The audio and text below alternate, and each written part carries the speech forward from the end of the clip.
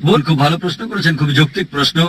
অমুসলিম পরিবারে জন্মগ্রহণকারী মানুষদের ব্যাপার কি, আর তাদের পিতামাতা মূর্তি পূজা করছে, তো দোষটা কার? আল্লাহ কেন তাদের শাস্তি দেবেন? খুবই ভালো প্রশ্ন। এই কারণে আমাদের প্রিয় নবী মুহাম্মদ সাল্লাল্লাহু আলাইহি ওয়াসাল্লাম বলেছেন, প্রতিটা শিশু দীনুল ফিতরের উপর জন্মগ্রহণ করে, প্রতিটি শিশু মুসলিম হিসেবে জন্মগ্রহণ করে। হোক তার জন্ম ইহুদি পরিবারে, খ্রিস্টান পরিবারে, হিন্দু পরিবারে অথবা মুসলিম পরিবারে, সে মুসলিম হয়ে জন্ম নেয়। আগে আমি বলেছি মুসলিমের সংজ্ঞা হচ্ছে যে ব্যক্তি নিজের ইচ্ছাকে আল্লাহর কাছে সমর্পণ করে। তাই প্রত্যেকটা শিশু জন্মের সময় তার ইচ্ছাকে আল্লাহর কাছে সমর্পণ করে, পরে প্রভাবিত হয় বয়োজ্যেষ্ঠদের দ্বারা, পিতামাতার দ্বারা, শিক্ষকদের দ্বারা, তারপর মূর্তি পূজা শুরু করে, অগ্নি পূজা শুরু করে, ভ্রান্ত পথে চলে যায়। এ কারণে যখনই কোনো অমুসলিম ইসলাম গ্রহণ করে তখন তার জন্য সঠিক শব্দটা হচ্ছে রিভার্ট। কনভার্ট না, কনভার্ট মানে এক ধর্মবিশ্বাস থেকে অন্য ধর্মবিশ্বাসে যাওয়া। রিভার্ট মানে কেউ সঠিক পথে ছিল, ভ্রান্ত পথে গিয়েছিল, আবার সঠিক পথে ফিরে এসেছে। তাই যথার্থ শব্দটা হচ্ছে রিভার্ট। আপনার প্রশ্নের দিকে আসি। যদি কোনো শিশু অমুসলিম পরিবারে জন্ম নেয়, আল্লাহ কিভাবে তাকে শাস্তি দিতে পারেন? এই কারণে কোনো শিশু অমুসলিম পরিবারের জন্ম নিয়ে বালেগ হওয়ার আগে যদি সে মারা যায়, সে জান্নাতে যাবে ইনশাআল্লাহ। কেন? কারণ প্রত্যেক শিশুই তার ইচ্ছাকে আল্লাহর কাছে সমর্পণ করে। সে মুসলিম, তার হিন্দু অথবা খ্রিস্টান যে কোনো নাম হতে পারে, জন, রাম, এতে কোনো সমস্যা নেই। কিন্তু যদি শিশু বলে গণ্য হয় আর যদি সে অবস্থায় মারা যায়, তাহলে জান্নাতে যাবে, মুসলিম বা অমুসলিম যে পরিবারেই সে জন্মগ্রহণ করুক না কেন। পরবর্তীতে যখন সে বড় হয়ে ওঠে এবং বালেগ হয়, তখন সে দায়ী হয় তার নিজের কাজের জন্য।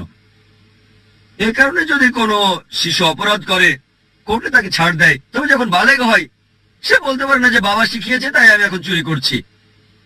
যদি বড় হয়ে 22 বছর বয়সে চুরি করার পরে পুলিশ তাকে ধরে, সে বলতে পারে না আমার বাবা শিখিয়েছে তাই আমি চুরি করছি। বিচারক কি তাকে ছেড়ে দেবে?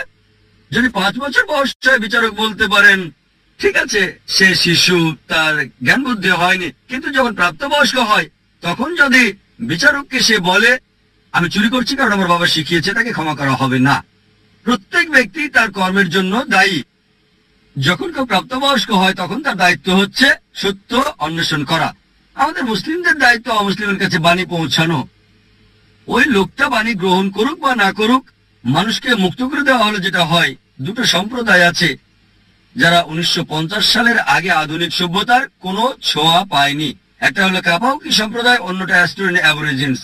এই সম্প্রদায়গুলো 1950 সালের আগে আধুনিক সভ্যতার ছোঁয়া একেবারেই পায়নি। আর গবেষণা করে তাদের জীবন পদ্ধতি সম্পর্কে জানা গেছে যে সেটা ইসলাম ছাড়া আর কিছুই না। কিন্তু তারা নিজেদের মুসলিম বলে না, এক স্রষ্টা বিশ্বাস করে স্রষ্টার কোনো প্রতিমা নেই, কোনো প্রতিমূর্তি নেই। স্রষ্টার উপাসনা করার সময় তারা মাটিতে সেজদা দেয়, সবই ছিল ইসলামের মতো, শুধু নাম ছাড়া। তাই কোনো শিশুকে প্রভাবিত করা না হলে সে আল্লাহর কাছে নিজের ইচ্ছাকে সমর্পণ করে এবং সঠিক পথেই থাকে।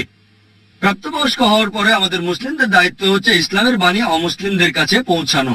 যদি আমরা না পৌঁছাই, আল্লাহ আমাদের হিসাব নেবেন, তিনি আমাদের হিসাব নেবেন। কিন্তু আমরা আমাদের কাজ করি বা না করি, আমরা দায়ী হব। কিন্তু কোরআনে আল্লাহ বলেন, সূরা ফুসিলাত অধ্যায় নম্বর 41 আয়াত নম্বর 53, সানুরিহিম আয়াতিনা ফিল আফাকি ওয়া ফি আনফুসিহিম হাত্তা ইয়াতাবায়্যানা আন্নাহু আল-হক। আমি তোমাদেরকে আমার নিদর্শনাবলী দেখাবো দূর দিগন্তে আর তাদের নিজেদের মধ্যেও, যতক্ষণ না তাদের কাছে স্পষ্ট হয় এটাই সত্য। আল্লাহ নিজেই দায়িত্ব নিয়েছেন যে তিনি নিজেই প্রত্যেক মানুষের কাছে সরাসরি বাণী পৌঁছে দেবেন। যদি কোনো মুসলিম তার কাজ নাও করে, সে ভালো বা মন্দ যায় উদাহরণ দেখ, আল্লাহ প্রত্যেকটা মানুষের অন্তরে উদয় করবেন, হোক মুসলিম বা অমুসলিম, সত্য সম্পর্কে, এক স্রষ্টা সম্পর্কে। তাই একবার বাণী পৌঁছার পর ওই মানুষটা মানতেও পারে, নাও মানতে পারে।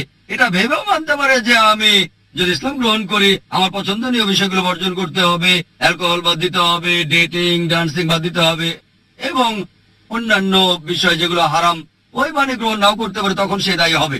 একইভাবে বাবা যদি ভুল কিছু শেখায়, চুরি করা, এটা বোঝা আপনার দায়িত্ব যে চুরি করা হারাম, এটা পাপ, এটা ভুল কাজ। সে বিচারকের কাছে গিয়ে বলতে পারে না যে আমার বাবা শিখিয়েছে তাই আমি চুরি করি। একইভাবে আল্লাহ তার বাণী সরাসরি পৌঁছাচ্ছেন প্রত্যেকটা মানুষের অন্তরে, হক সম্পর্কে, স্রষ্টার একত্র সম্পর্কে, যে মূর্তি পূজা নিষিদ্ধ। তবুও যদি সে ক্ষান্ত না হয়, তখন সেটাই হবে বিচার দিবসে। এ কারণে আল্লাহ বলেন কোন অমুসলিমই আল্লাহর বিচার সম্পর্কে আপত্তি করবে না, কারণ অঙ্গ প্রত্যঙ্গ আপনার সম্পর্কে সাক্ষী দেবে। আপনার চোখ, হাত আপনার ব্যাপারে কথা বলবে। তাই বিচার দিবসে এমনকি যদিও ওই মানুষকে জাহান্নামে দেওয়া হয়, তবুও তারা আল্লাহ সুবহানাহু ওয়া তাআলার বিচার সম্পর্কে আপত্তি করবে না। তারা বলবে দয়া করে আমাদের আরেকটা সুযোগ দেন। আল্লাহ বলবেন আর সময় নেই। দুনিয়াতে তোমাদের অনেক সুযোগ দেওয়া হয়েছিল, আর এখানে একবারই বাঁচবে। তাই বিচার দিবসে কোনো মানসিক কোনো অমুসলিমই যদি তাকে জাহান্নামে দেওয়া হয়, তবুও সে আল্লাহর বিচার সম্পর্কে আপত্তি করবে না। সে শুধু বলবে দয়া করে ক্ষমা করেন, কিন্তু সেটা হবে না। এই পৃথিবীতে যা আছে, আল্লাহ বলেন সূরা মুলক অধ্যায় নম্বর 67 আয়াত নম্বর 2, এই পৃথিবী আখিরাতের জন্য পরীক্ষা। আশা করি উত্তরটা পেয়েছেন।